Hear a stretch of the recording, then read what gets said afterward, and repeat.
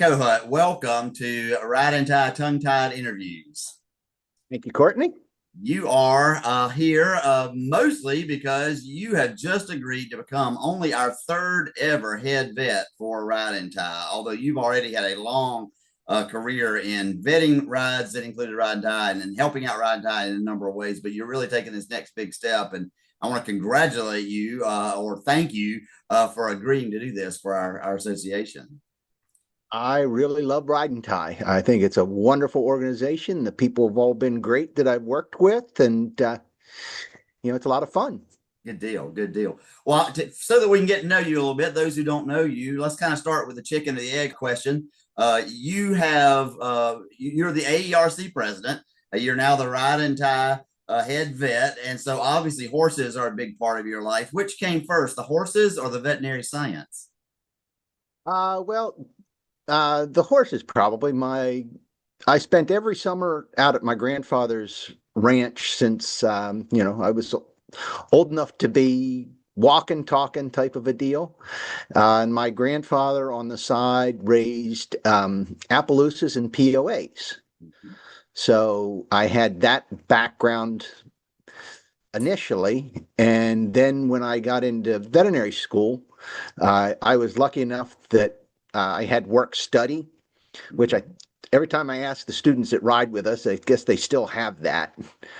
And so I was lucky enough to get assigned to the equine department out at the Ohio State University. And so I had an extensive background there because I worked there all through undergrad, and they liked what I did. So I continued as much as I could through vet school. So I worked generally as an equine tech. And I also worked some in their central supply. And also I worked for, at that point, the Racing Commission was located at Ohio State. So I worked there and used to go out and sample horses for drug testing. A lot of stuff there. And then I would assume that leads to how I got into the rides. You got it. So the first practice I worked at, one of the ladies that worked there as a technician was into competitive trail riding. And her knowing about my background, thought that I might be interested in working as a veterinary judge for that. Mm-hmm. So graduated in 90, so I think I did my first ride in 92 with competitive and worked there for a couple of years. And then in 95, Helen Stacy said, "Hey, you ought to go check out an endurance ride." So knowing nothing about it and stuff, I found a local one, drove around, ended up at a hold and met Dr. Arthur King there. And within 10 minutes of talking with him, I was vetting horses there. And Wow. so then that just kind of took off. And I would have to look back to see when I worked the first Ride and Tie. It might have been, though, in association with competitive trail. As you know, there was a 3-day competitive trail event that was held every year at Fair Hills. Mm-hmm. And they had Ride and Tie come along with that. And so, I've worked a number of Ride and Tie events since then. I had a background in running. Oh, okay. So, I was a distance runner in high school. Did not compete in college, but I was a marathoner. Mm-hmm. College did actually qualify and run Boston several times. So, wonderful. Wow. So I had that background. Now, riding has never been my forte. My knees hurt. But my wife competed, and my wife has actually done a ride and tie event. Okay. So yeah, greatly enjoyed all of that. Of course, got to be good friends with Lonnie and Kathy, Mm-hmm. who have at one point in time, Lonnie held the record for the Yes. most miles and Yes. stuff, and so very infectious for just being upbeat on ride and tie. So got to experience, a lot of people's first time in the sport, and the sport's always been so welcoming to everybody, and regardless of the distance. That's one thing that I think really sets you kind of above right now where AERC is as a national organization. And then, yeah, so speaking of AERC, first came involved, and that goes way, way back. Started on the veterinary committee, and then was on that for years, still on that. And then at one point in time, we had the two East Coast Northeast directors decided they wanted to retire, and they reached out to me to see they felt I would be a good fit. So made it on the board, and then kind of worked my way up from being a director to vice president, and now I am actually the current longest tenured president All right. of the organization. Well, and I guess I should mention, because we've only had 3 head vets in ride and tie in our over 50 years. I hope you're buckled up for a long haul there as well.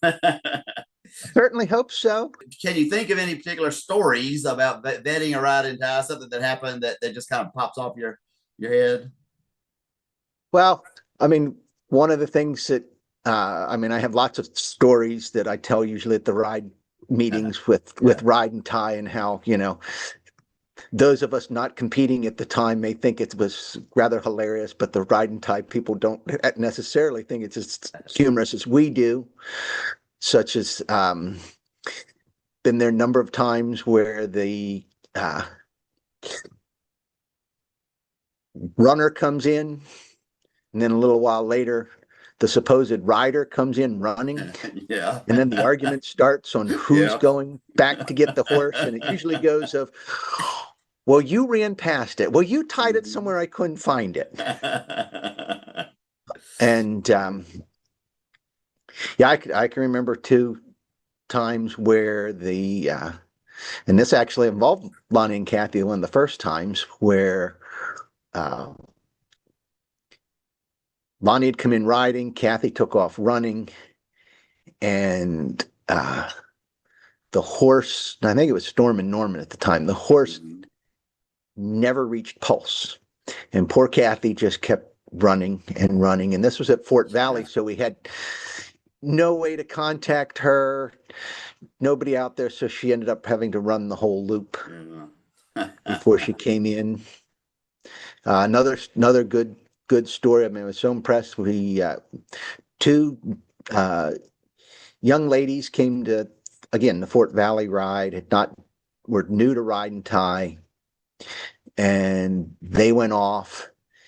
And after a while, all the other teams were in, the other AERC horses were in, and we had no sign of them. And so I was the head vet. I was kind of nervous. Their parents were there. They were getting a little concerned. So we went off on a drive. Well, it turned out they had gotten up on top of the ridge and were riding the trail, and they missed the ribbon directing them back down. Yep. So they just continued out till they hit the road. And what impressed me so much is when they were found, they were actually still running. All right. That's the spirit for sure. And if I could tell one story, maybe I won't mention the name of the person, pick on him all the time anyway. But he related a story to me that a rider came up to him as he was competing walking, and she looked down at him and said, "Aren't you riding, Ty?"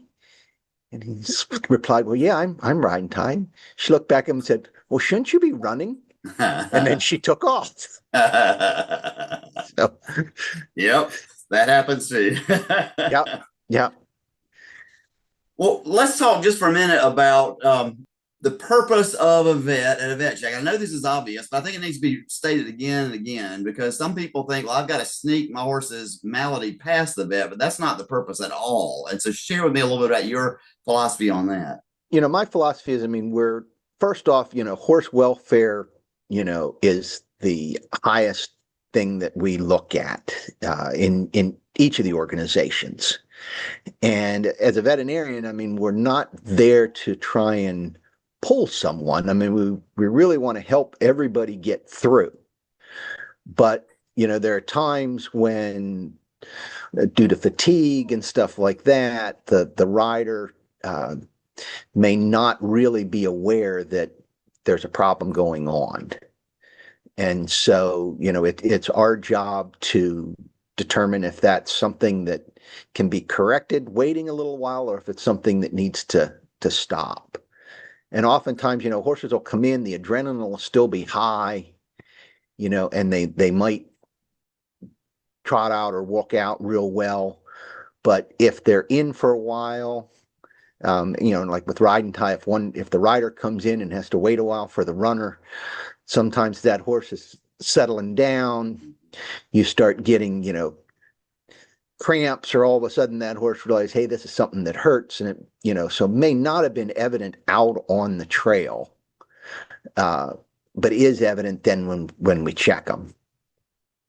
But really, what's more pleasing is if we find a little something early on, like, hey, you're getting a little bit of a girth rub here, or hey, we're a little bit back sore, and we can offer some suggestions of how to correct that, and then get to see that horse go on and finish the ride. Just, that's what we really like to see happen. It's hard. Your competitive juice is going. You want to go, and particularly if you haven't noticed something, and then the vet says, "Well, the horse is a little lame or whatever." I've got to always check myself a little bit. I'm not the professional. I can't see it, and I want my horse to be okay a whole lot more than I want to compete. But sometimes you got to dial that down a little bit to take a breath or to think about it. And I'm so thankful the vets are usually so patient with us. And like you say, you work with us and help us and give every opportunity. But I'm also very thankful for vets who can say, you know what, this just isn't your day and you're going to have to call it a day. That's powerfully important. And thank you for you and all the vets for that. Because at the end of the day, we don't want our horses to be hurt and certainly not damaged. Some kind of long-term injury that's preventable. And so thank you for that. That's again one thing that I really appreciate with the riding tie competitors that I've met, and I've gotten to meet riding ties from across the country. Is that I have never had a riding tire when we have found a problem and had to call it quits that they've argued. Mm-hmm. They have all been totally understanding, and they all have that same mindset you're talking about, that we'll just live to compete another day. This just wasn't the day to do it. Yeah. Well, let's talk a little bit about AERC and riding tie. Riding tie it's so hard to put on a standalone ride for either side, really. That it just makes sense to me that as much as possible when we can combine. The rules are very similar. The vets, you've got your vets, you've got your trail mark. Why not have the two disciplines, two sports competing together? We've had the last two or maybe three. I think the last two world championships for riding tie have been in conjunction with the AERC, and this year it's going to be the AERC Nationals and the riding tie world championship at OD in June. Talk to me a little bit how you see that kind of partnership maybe even growing, or how you see that working now. Well, I've always put it to the ride managers that it's always to their benefit to at least offer a riding tie. There are times that, some of them do as a brand new, and there might be in a location where there's not a lot of riding tires and well, none show up, but it's like, well, but you didn't, like you said, you already had the vets there for the rides. You already had all the accommodations you needed and stuff. So there was nothing for them to lose. Yeah. So it's a win-win for both organizations, I think, for the ride managers just to go ahead and offer the ride and tie, and again, if it may be, well, that first year, oh, okay, well, we didn't hear much, or you had one person come out and then they spoke highly of it, and the next thing you know, there's more that'll come the next year and the following.